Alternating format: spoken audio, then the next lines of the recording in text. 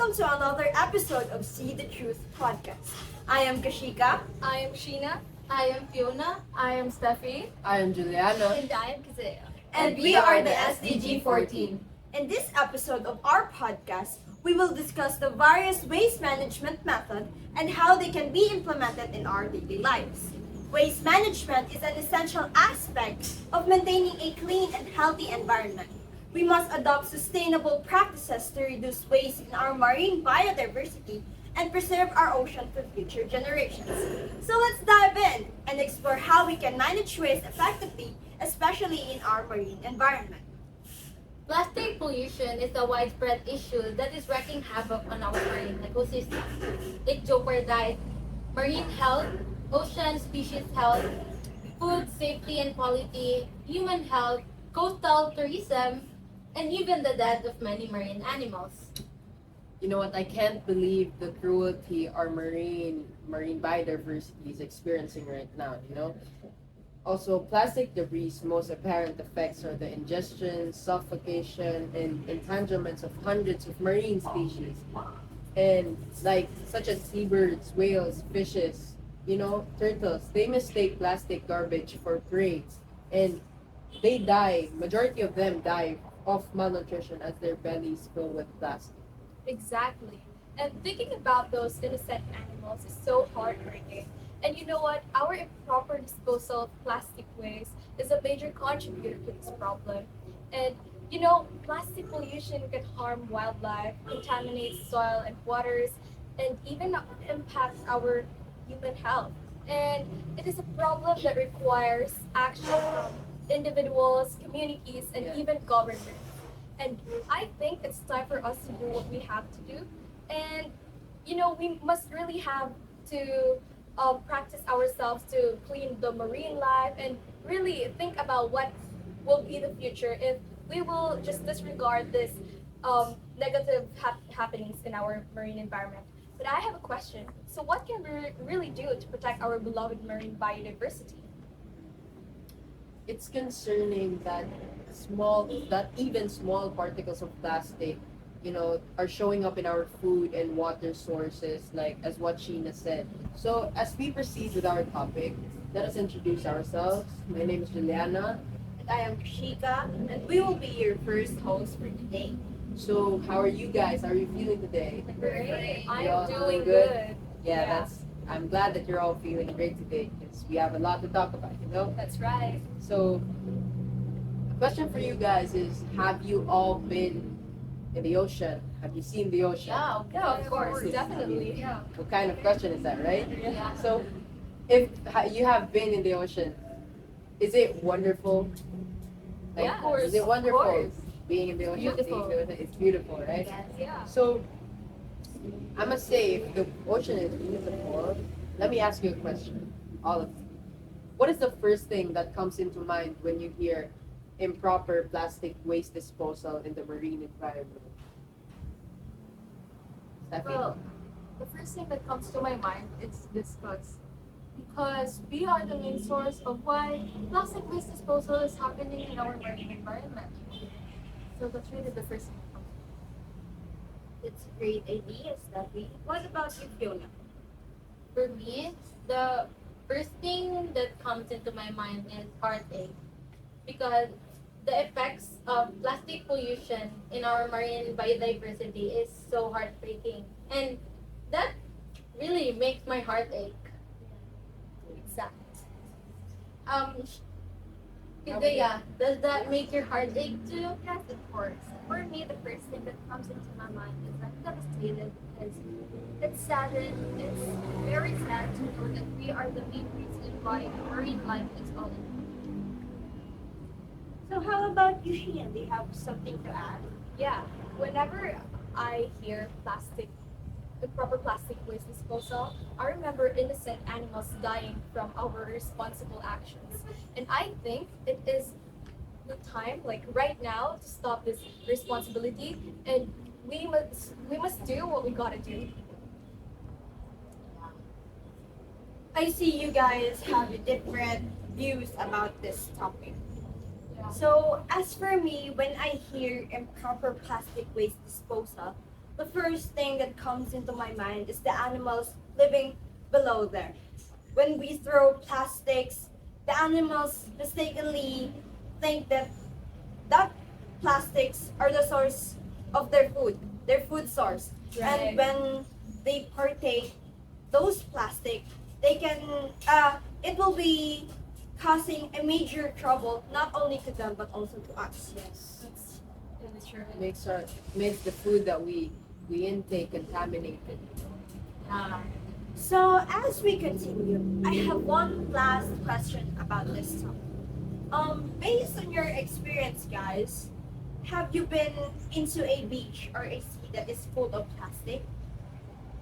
Uh, Yes, to Fiona? be sincerely honest, I have never been to an ocean full of plastic, but I have seen a lot on social media, Yeah. television, There's a lot of them. and it is so devastating to see that people still manage to throw garbage, especially plastics, despite of the harmful effects it does to our marine environment. And take note, plastic do take long period of time to Right. dissolve or to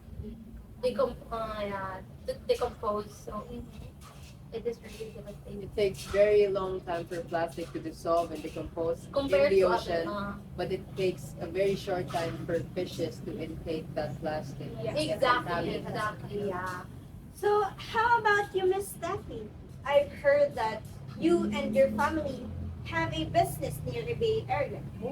Well, I can see two differences. When you go towards a resort that is well maintained, you can see the ocean is really clean. But if you go to a place where it's not well maintained, people are throwing trashes everywhere, they don't know how to educate themselves with this kind of topic, then there's really a big difference between a dirty sea and a bad sea. Exactly. Upon hearing your answers, I cannot really believe that our ocean is experiencing this kind of cruelty as of now. So, I think thank you guys for answering our questions. Since we are done discussing the issue regarding the nature of plastic pollution, why don't we talk about the effects of plastic pollution in our oceans and even us? I think that's a great idea. So before we begin, may we introduce ourselves first. I am Sheena. And I am Isaiah. And we will be your second host for today. Just like what we heard from our speakers a while ago, plastics are literally in our oceans all around the world. I agree. A large number of plastics are rapidly spreading and growing in our oceans. And as we continue, it is our time to ask. So, guys, let me ask you another question. Based on the answers of our speakers earlier, for you, what are the effects and risks of plastic waste pollution in our marine diversity and to us? For me, the major effect and risk of plastic waste pollution in our marine biodiversity is when we throw plastics in the ocean, it might get tangled in our corals and it can cause marine habitat destruction. The coral reefs might die because of that. Right.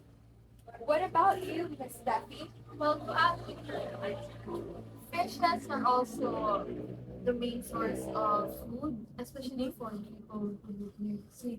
So one of the effects is the fishes will die due to the waste pollution that we are creating. Definitely. And do you have anything to add, Jules? Yeah, as what Steffi said, plastic waste pollution harms marine species, right? They kill them, not only just harm them. Exactly. So that, given that negatively affects fishermen and their livelihoods, and especially people who experience poverty and rely on their food sources in the ocean. Right. What about you, Miss Fiona? Do you have also another thing to add?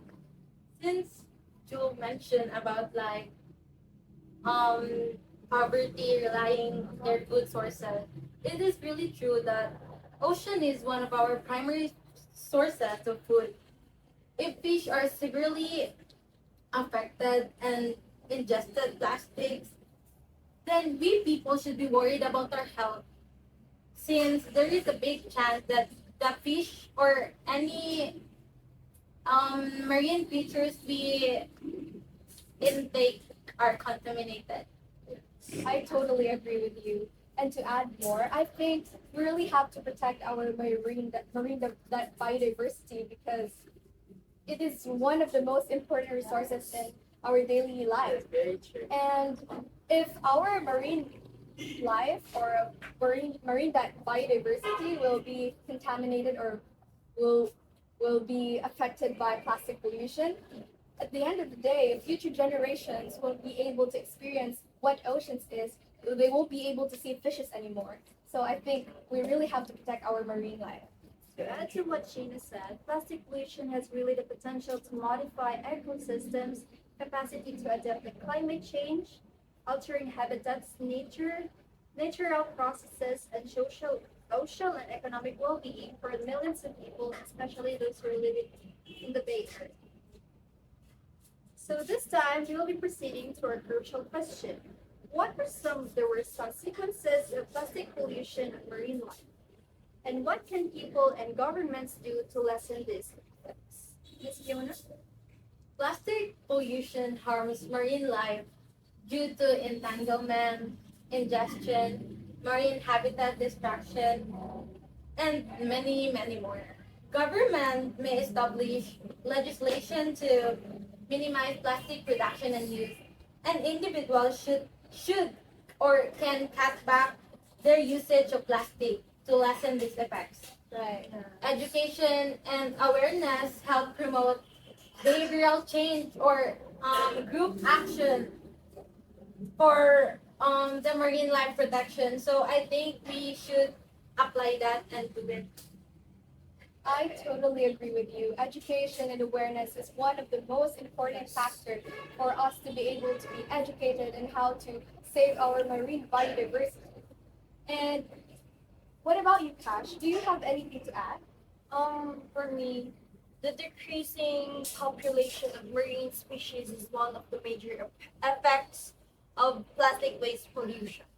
Just like the the decreasing population of sea turtles and whales caused by plastic waste when they intake the plastic, and it can cause a lot of damages not only to them, for also us, because we're also affected by this kind of activities or and actions. And I think government should conduct some activities to help our marine life, like coastal cleanups and many more. Exactly. That's a great insight, Cash. Let us now proceed to how we can stop and prevent the plastic pollution of marine life.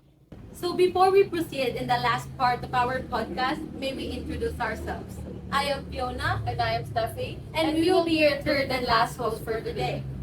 After discussing the effects, let's proceed to how we can address the problems we are tackling. So for our first question, in addressing this issue, what practical actions can people and communities take to lessen plastic garbage and to stop it from entering our seas and to prevent it from damaging marine life? Sheena? There are many practical actions that individuals and communities can take to lessen plastic garbage, stop it from entering our oceans, and prevent it from damaging marine life.